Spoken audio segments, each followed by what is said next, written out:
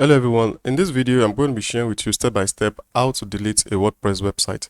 So if you have a website like this one I'm having here, and for any reason whatsoever you want to delete the WordPress website totally, so you might want to delete it maybe to start again from scratch, or probably the website is no longer needed and you just want to delete it. So that's what I'll be putting you through step by step in this video.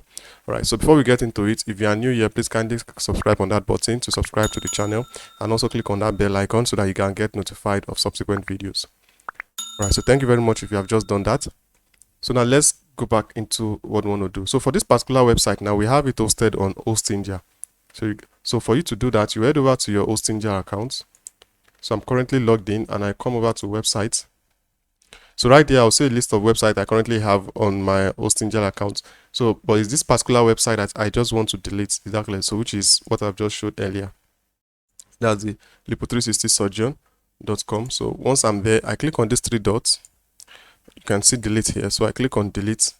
So it will ask you a couple of questions, and then just click on this. I understand that all data stored on the website and the subdomain, including the features below, will be lost and cannot be recovered. So all the information you have with it, everything's going to be deleted once you are deleting a domain from the hosting. So for you to do that, once you are okay with that, rather, just click on delete.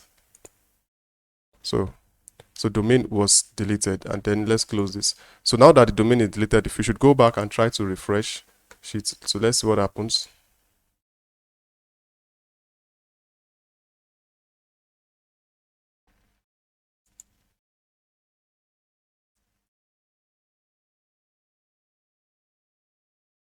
All right, so you can see.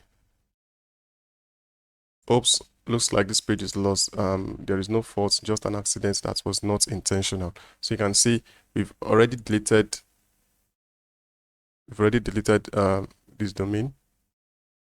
So the reason why we are still seeing something that has to do with Hostinja is because we have not yet changed the name server.